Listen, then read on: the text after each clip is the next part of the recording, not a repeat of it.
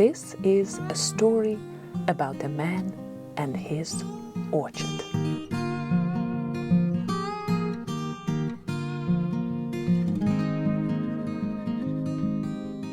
We know Ed Nemergut and his wife, Marybeth, for many years. Their orchard on Chapel Street in Stratford, Connecticut, attracts apple lovers from all the neighborhood during the golden days of autumn. Recently, we had a visit with Ed and his wife and had a lovely time.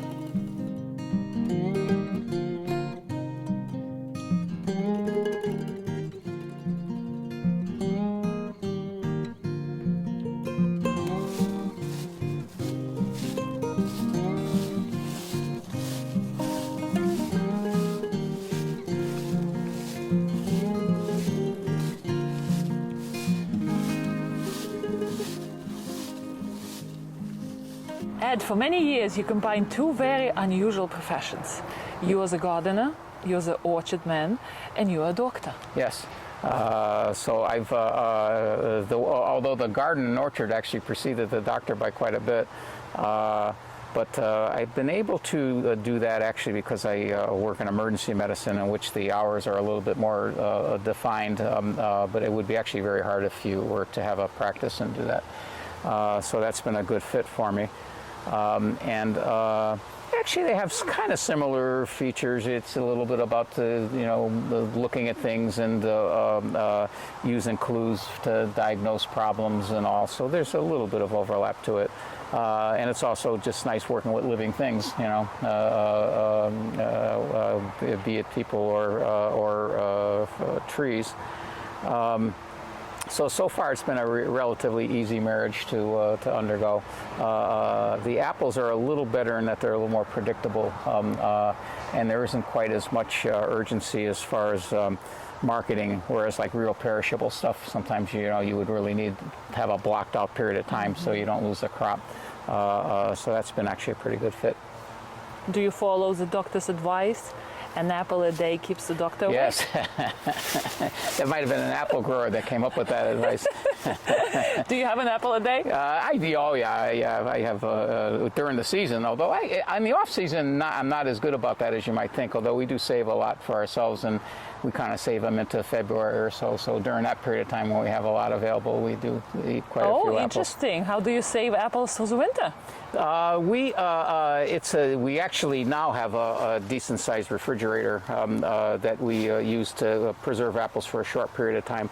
It's actually made my job a little easier. In the beginning, I used to go just tree to the stand, but actually that's very hard. Because it's very unpredictable about how busy it will be, and the weather's unpredictable. Just having a little bit of a cushion, like even a week or so in between, actually helps it to plan much better. But we don't use the refrigerator all winter, and we have a few different varieties, Winesap being one of them that keeps quite well during normal winter weather. Which we keep in like a cellar hatchway, or the garage is a good place to keep it as well. And last year we had a later crop, again because it was so big. We didn't harvest the Winesaps until mid-November, and we still were eating some in March. You can have them for a pretty extended time. I remember I was growing up on, I wouldn't say I was growing up on the farm in Ukraine, but we did have a lot of apples. And I remember my dad was always telling me, make sure if you store apples for winter in the cellar, make sure apples are going into winter not bruised.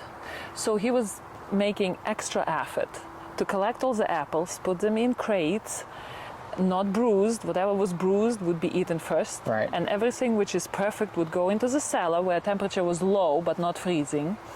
And apples will keep the whole winter. Right.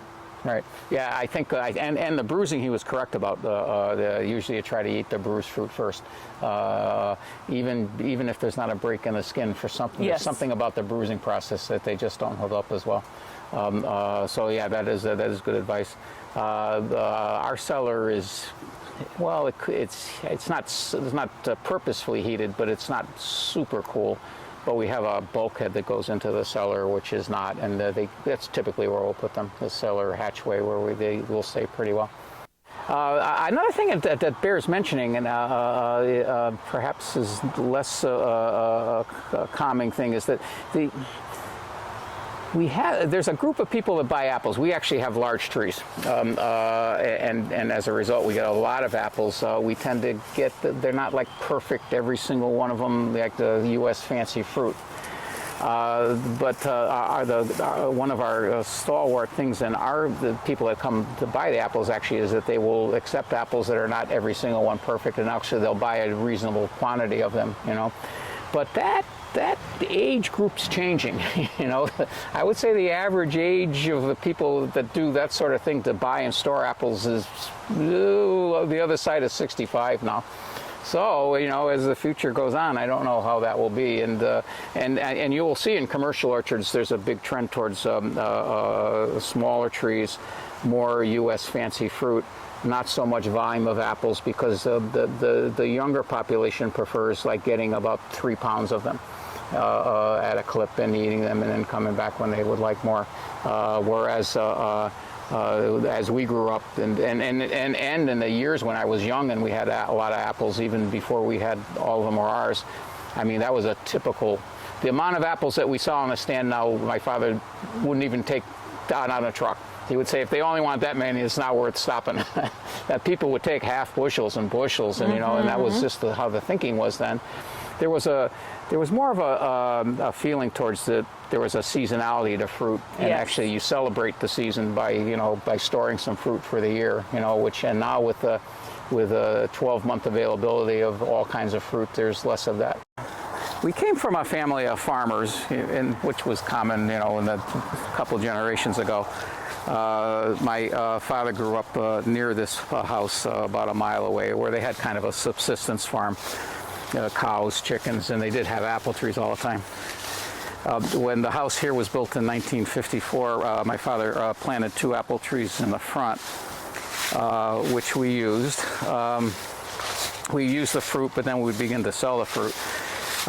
In the 60s, he had actually bought and sold apples from a farm in Milford that had an orchard as a way to supplement his income, because he was a mailman and we had a lot of kids.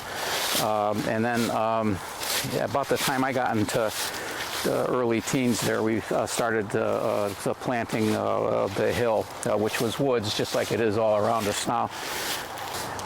We sold some of our own apples from the trees in the front, which are very large trees, and then we got the idea, as that orchard actually closed in the early 70s, to plant. But this was all woods, as you see around us there, and we did a lot of the clearing by hand. You and your dad, your family? Yeah, my dad and I, right. And I never really understood.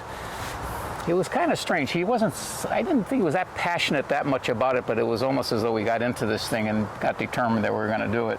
And part of the reason I think I adopted it after his passing was because it was such a Herculean effort to clear it that, you know, we didn't want to just let that go and have someone buy the house and put a swimming pool up there. So you were almost pushed into your hobby of an apple man. Then I gradually developed affinity for it as I got older, you know. I'm sure now you love it after so many years. Yes, very much so. I just love the whole cycle of it, you know. What do you love about it? Well, just being able to be outside, watching the land. It's never a boring job, because there's a cycle of things that you do, but you often don't do the same thing for more than a week at a time, you know. Right. Now we're getting close to the end of the harvest, and we're doing some cleaning up under the trees from the dropped apples. We'll have to cut this grass too, which is high from, you know, all year. And then after a period of time, we'll try to remove the leaves. And the next thing will be probably to start pruning for the following year. A lot of jobs around the orchard. Yes. How were you able to do it on your own? Well, I have help from my wife, certainly. She helps a fair amount. We just do it over a long period of time, you know. How many apple trees do you have? So now there are about 80 trees altogether. And they are a number of different varieties, about 6 or 7 varieties of fruit. We do have a few peach trees, although not nearly as many. We actually would like to have some new varieties, but now the trees are so old it will be hard, I guess, unless we graft to the older tree, you know. Beautiful apples. Did you have a good season this year? This year we had less fruit than we typically have. We have been on a ever since about I would say 15 years now, we've been on this alternating cycle with heavy crop, light crop, which we're trying to persuade the trees to not do. And they all seem to be on the same cycle. That's the problem. If like half the trees had a heavy year and then half didn't, they'd be fine. But they're all on one or they're all on the other. I think it had a little bit to do. We had I'm not sure if you remember, there was a pretty bad hailstorm we had in North Stratford. It was in 2008. And in that year, actually, much of the crop got damaged and was never harvested. Maybe that's what set it up. So it was then a heavy year after. We can see that the majority of leaves are down already. So how important is the trimming in the life of the tree? It's very important, particularly for a larger tree. And we can show you an example of a smaller one in which it's less important. For the dwarf trees, they tend to not put out a lot of leafy growth, so you don't have to do a bunch of work to prune them to get them back into shape. But this is an example of kind of what you aim for in terms of pruning a decent-sized trees. This is not a large standard 20-foot tree, but it's probably about a 10-foot tree. And the aim is to have a central lead that would be the dominant shoot coming up as the tree is smaller, and then to send out branches like in a centrifugal pattern, so all around it, to expose the fruit maximally. We had done it a little bit more like a Christmas tree early on, because that's just what we thought how it should be. And then I actually had looked at some orchards, commercial orchards, by walking through, and we began to do this a little bit more now. So now what we tend to do is a 2-tier system. So if you look closely at the scaffolds, there's a scaffold maybe about 30 inches or 36 inches above the ground, and they go around in a circle, and then we leave an open spot. As you can see, the stem has almost nothing going up. Right. And then we use a top scaffold now over that, whereby the limbs are much more close into the tree. And the idea is to get as much light onto all the fruit as possible. And having like Christmas tree, a lot of the times the lower limbs get shaded. The apples don't tend to get a little bit smaller and don't get as much color. What's your favorite apple type? Oh my God, I don't know. That's a big question. I have so many I love. First of all, how many apple types are you growing in your orchard? So right now I believe we are,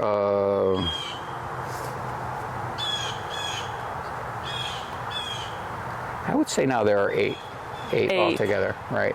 And then we do have some newcomers, like the small tree we got, which was mismarked. And, okay. Yeah. So a mistake is right, but it turned out to be a good mistake. Actually, we like the apple. We think it's. But you don't know the name. I do not know what it is. No, it was marketed as a wine sap, and it's definitely not. And what is your best apple?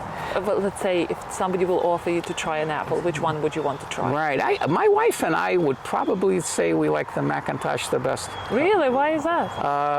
We just like the flavor of it, and she cooks a little with it. And although the apple tends to be a little runny, you know, and doesn't hold its shape really well, if you like that real like thick pie, the apple just has a lot of flavor, we think. But we have a lot of favorites too. With the Melrose are a very nice apple too. We're actually fortunate. Most of the apples that we have are relatively good tasting apples. Some of that might have just been luck. There's an apple called Paula Red, which I was thinking of planting, and I'm not very impressed with it. I don't. It's a summer apple. I think that was its allure, and it was also very red, but it doesn't have a lot of flavor. You know. Flavor. Right. Now I do see a lot of leaves under your apple trees. Do you do anything special to them? Yeah, one of our bigger jobs that occurs during the, typically it's actually rather late because apple trees drop leaves late. Many times they're not dropped until Christmas. So we spend our post-Christmas celebrations raking.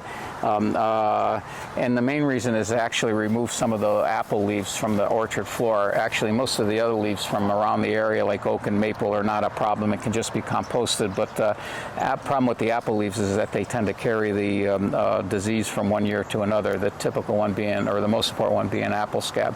By removing it, particularly if you like to limit the amount of fungicide spray that you do on a tree, actually you can get a good benefit from it and don't have to use as much spray. Ed, if humanity wouldn't be here, what will happen to the apple tree? Will we see the same apple tree in front of us? No, it would be very unlikely. You wouldn't prune the tree to a certain shape. I think apples, if left alone, and you might remember this from older trees, they tend to grow very, very high, and I think at a certain point they tend to thin out themselves, but they're already like 20 feet in the air. But I think a bigger thing about the human influence in apple trees is actually that the varieties, there's thousands and thousands of apple varieties just by chance, but there's much more limited ones that are edible and usable. And the only way that the apple trees get propagated is by grafting. Actually, you can't like plant a seed from a good tasting apple and expect that you would get a tree that would yield good apples. So I think we would have a few very good tasting apples scattered out among a whole sea of apples which were either didn't bear fruit or the fruit was not edible. So what's the future for this farm? Wow, that's a good question. I'm starting to think more about it lately because I'm starting to become close to the senior citizen. I'm hoping my daughter would like to continue it on. She's seen a lot of it her whole life. I think she wants to explore the world a bit first to decide that, however. But that's no different than I felt at her age either. So I'm sort of hoping it will tend to grow on her and she will see the joy that I get out of it and want to continue it. So the future can be very optimistic. Yes. Well, the day is beautiful. It was a beautiful walk with you in your gorgeous orchard, Ed. Thank you so much for giving us a lecture. It was my pleasure. I'm glad that you were interested in hearing our story and maybe understand a little bit what keeps me doing it. Yes, I can see the allure of having an orchard. Yes. Thank you. You're very welcome.